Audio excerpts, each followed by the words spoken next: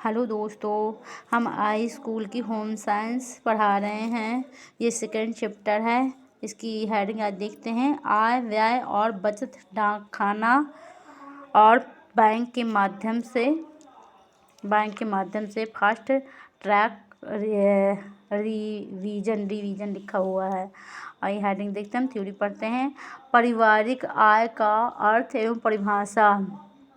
आय एक निश्चित अवधि में अर्जित की गई धनराशि होती है जो हमें एक निश्चित समय पर धन प्राप्त होता है। जैसे कि कोई जॉब करता है तो उसे एक महीने में धन प्राप्त हो जाता है, तो जो आर्थिक प्रयासों के फलस्वरूप प्राप्त होती है तथा जिसमें अन्य सुविधाएं, आवास, निःशुल्क शिक्षा, वाहन भी सम्मिलित होती है।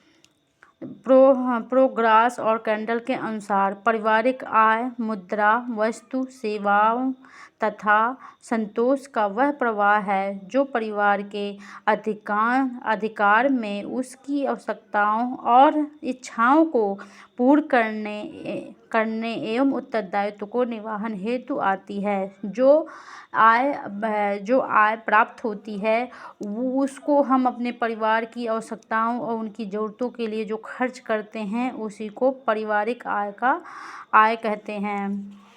कुछ अंश खर्च करते हैं। पर आइए देखते हैं पारिवारिक आय के प्रकार। पारिवारिक आय के प्रकार कहते हैं। पारिवारिक आय के निम्नलिखित दो प्रकार होते हैं। पहले होता है प्रत्यक्ष आय।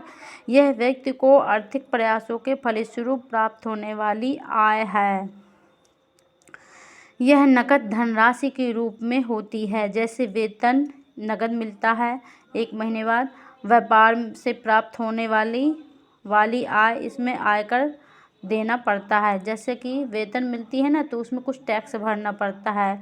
जो व्यापार करना पड़ता है उसमें भी कुछ टैक्स भरना पड़ता है, तो इसे प्रत्यक्ष आय कहते हैं। प्रत्यक्ष आय कहते हैं। जैसे वेतन मिलती है तो उसमें कुछ टैक्स देना पड़ता है। व्यापार करते हैं तो उसमें भी कुछ टैक्स देना पड़ता है सरकार को। अपनी आय का कुछ भाग सरकार को देना पड़ता है, उसी को प्रत्यक्ष आय कहते हैं। अप्रत्यक्ष आय, यह व्यक्ति को उसके आर्थिक प्रयासों के बदले प्राप्त होने वाली कुछ सुविधाओं के रूप में होती है। ये निःशुल्क प्राप्त होती है। जैसे आवास हमें अपने माँ बाप से या पूर्वजों से प्राप्त होता है। शिक्षा हमें अपने माँ बाप से और स्कूल से प्राप्त होती है। शिक्षा, स्वास्थ्य आदि इस प्रकार आयकर नहीं होता, इसमें कोई आयकर नहीं होता है। जैसे शिक्षा हमें घर में निःशुल्क मिलती है, तो इसमें किसी प्रकार का सरकार को टैक्स नहीं देना पड़ता। शिक्षा में, आवास में तो देना पड़ता है, स्वास्थ्य में नहीं देना पड़ता। पारिवारिक आय के प्रमुख स्रोत। पारिवारिक आय के मुख्य स्रोत निम्नलिखित हैं। वेतन से भी आय मिलती है, घरेलू उद्योग धंधे से, पेंशन से, मजदूरी से भी आय मिलती है, कृषि कार्य करने से भी आय प्राप्त होती है। जब किसान जोतता बोता है फिर उस फसल को बेच देता है तो उससे भी आय प्राप्त होती है। ब्याज से किसी व्यक्ति, जैसे बैंक से हमें ब्याज मिलती है, तो ये भी एक आय का स्रोत है। व्यवसाय, कोई उद्योग धंधा करता है, दुकान खोले, कुछ भी करता है तो उसको भी आय प्राप्त होती है, प्रत्यक्ष आय प्राप्त होती है। पशुपालन, पशु पालता है दूध बेच के, जो धन प्राप्त होता है। या किसी से उपहार व भेंट मिलती है, उसी को प्रत्यक्ष आय कहते हैं। आइए अगली हेडिंग देखते हैं।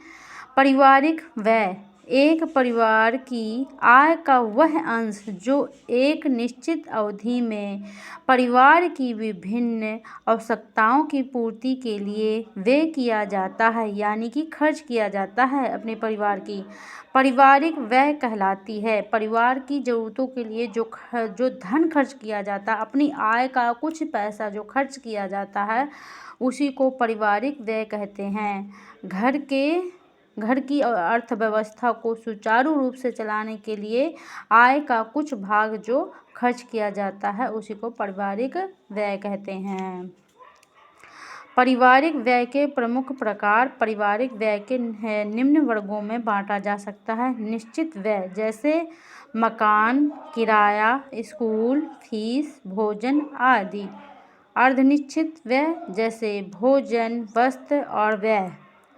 अनिश्चित व्यय जैसे मनोरंजन एवं विलास, मनोरंजन के लिए पैसे खर्च किए जाते हैं। विलासिता जैसे किसी सुख सुविधा के लिए अच्छे कपड़े पहनना संबंधी व्यय।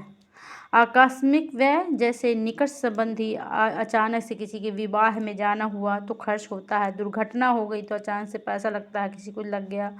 और भोजन अर्ध निश्चित व्यय, ये जैसे भोजन, तो भोजन में ऐसा होता है जैसे हम डेली तो दाल रोटी सब्जी खाते हैं, पर अचानक से हमें कभी कभी मन करता है कि हम लोग पानी पूरी खा लें या डोसा खा लें या पनीर की सब्ज़ी खा लें, तो उसमें से अनावश्यक पैसे खर्च होते हैं। वस्त्र में अनावश्यक पैसे खर्च होते हैं। कभी कभी लगता है कि ये आज ये बाज़ार में अच्छे अच्छे नए कपड़े आए हैं, हम लोग नए कपड़े लें, नए मॉडल के कपड़े आए हैं, तो ये अर्ध निश्चित खर्च होता है। व्यय का मतलब खर्च होता है। आइए अगली हेडिंग देते हैं, पारिवारिक व्यय को प्रभावित करने वाले कारक। पारिवारिक व्यय को सामान्य रूप से निम्नलिखित कारक प्रभावित करते हैं। पारिवारिक कुल आय, परिवार का स्वरूप, बच्चों पर व्यय करना, खर्च करना, सामाजिक एवं धार्मिक दृष्टिकोण पर, रहन सहन के स्तर पर, आवासीय क्षेत्र पर खर्च करना, व्यक्तिगत व्यवसाय गृहिणी की दक्षता। बचत का अर्थ एवं परिभाषा। व्यक्ति की आवश्यकताएं असीमित होती हैं। व्यक्ति की आवश्यकताएं कभी पूरी नहीं होती हैं। आज अगर हमें कोई चीज़ मिल गई है तो हमें लगेगा कल और दूसरी चीज़ मिल जाए। आज नए कपड़े मिल गए हैं तो हमें लगेगा इससे भी अच्छे हमें वस्त्र मिल जाएं, आभूषण मिल जाएं। व्यक्ति की जो आवश्यकताएं हैं वे कभी पूरी नहीं होती हैं। अपने द्वारा अर्जित धनराशि से वह अपनी अनिवार्य, आरामदायक तथा विलासितापूर्वक आवश्यकताओं की पूर्ति करता है। इन आवश्यकताओं की पूर्ति करने के उपरांत यदि कुछ धन बच जाता है तो उस को बचत माना जाता है। वर्मा तथा देशपांडे के अनुसार बचत व्यक्ति की आय का वह भाग है वर्तमान आवश्यकताओं की पूर्ति में उपयोग नहीं किया जाता, वरन भविष्य के उपभोग के लिए विचार विमर्श करके अलग उत्पादक रूप में रखा जाता है। संपत्ति को पूंजी का स्वरूप दिया जाता है। जैसे किसी के घर मकान या जमीन जायदाद है तो उसको संपत्ति का रूप दिया जाता है। व्यक्ति उसको बचा के रखता है अपने आने वाले बच्चों के लिए, उसको खर्च नहीं करता। इसमें यही कहा गया है। पारिवारिक बचत, पारिवारिक आय में से परिवार की वर्तमान आवश्यकताओं की पूर्ति के लिए करने के उपरांत जो धनराशि शेष बच जाती है उसे पारिवारिक बचत कहा जाता है। यह स्वयं एवं आश्रितों के लिए आर्थिक सुरक्षा का साधन होती है। जो हमें धन प्राप्त होता है वो हमारे खर्चा करने के बाद भी जो कुछ शेष बच जाता है, बचा के रखते हैं, तो अचानक से किसी दुर्घटना के लिए वो हमारे धन काम आता है। ये इसमें कहा गया है। पारिवारिक बचत की आवश्यकता महत्व। पारिवारिक बचत के महत्व निम्नलिखित हैं। व्यय में वृद्धि हो जाने की स्थिति में पारिवारिक बचत सहायक होती है। आय कम होने पर बचत से ही व्यय संभव होता है। भविष्य के आकस्मिक खर्चों के लिए भी बचत जरूरी है।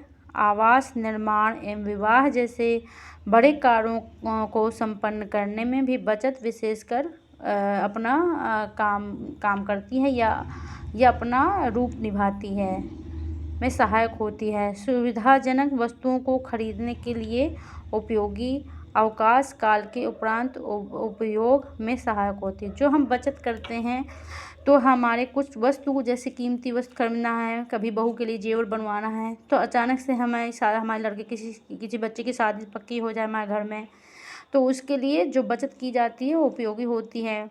हमारे बुढ़ापे में अगर हम बचत करते हैं तो वो बचत की हुई जो धनराशि होती है हमारे बुढ़ापे में काम आती है और हमें उससे अनेक प्रकार की समस्याओं से बचाया जा सकता है और बुढ़ापे समय में हमें काम आती है। बचत को सुरक्षित करने के प्रमुख माध्यम डाकघर एवं बैंक। जो बचत की हुई धनराशि है उसको हम अच्छी जगह कैसे सुरक्षित रख सकते हैं, तो ये तो हम डाकघर में डाल सकते हैं, तो बैंक में डाल सकते हैं, घर में तो नहीं रख सकते ना। तो यह पारिवारिक अल्प बचतों के सुरक्षित विनियोग का माध्यम है। इसके अंत मुख्यतः निम्नलिखित योजनाएं चलाई जाती हैं: बचत खाता योजना, राष्ट्रीय बचत पत्र, डाकघर सावधि जमा योजना, वरिष्ठ नागरिक जमा योजना, किसान विकास पत्र, डाकघर मासिक बचत आय योजना। बैंक से यह पारिवारिक बचत का सर्वोत्तम तथा सर्वाधिक लोकप्रिय साधन है। बैंक ग्राहक के धन को सुरक्षित रखते हैं, लेन देन को सरल बनाते हैं तथा ऋण की सुविधा प्रदान करते हैं। और बैंक में खोले जाने वाले खाते बचत खाता, चालू खाता, आवधि जमा खाता, आवर्ती जमा खाता तथा प्रधानमंत्री जनधन योजना खाता। चेकबुक एवं पासबुक में अंतर: बैंक में अपने खाते से धन निकालने के प्रपत्र में पुस्तिका को चेक बुक कहते हैं। पासबुक में हमारे खाते में हुए समस्त लेन देन का विवरण रहता है। चेक के प्रकार: वाहक अथवा साधारण चेक, खाताधारी स्वयं अथवा किसी वाहक द्वारा बैंक से धन निकाल सकता है। क्रॉस अथवा रेखांकित चेक: इस चेक की राशि को प्राप्तकर्ता केवल खाते में जमा कर प्राप्त कर सकता है। इस चेक के पाई और दो समांतर रेखाएं खींची जाती हैं, अतः धोखाधड़ी की शंका नहीं रहती इसमें। आज के लिए इतना काफ़ी है। कल के लिए अगला हेडिंग देखते हैं। तो आप सभी को यदि हमारा ये चैनल पसंद आया हो तो लाइक करिए, शेयर करिए, सब्सक्राइब करिए। धन्यवाद। प्लीज़ प्लीज़ प्लीज़ लाइक करिए, प्लीज़ प्लीज़ शेयर करिए, सब्सक्राइब करिए प्लीज़।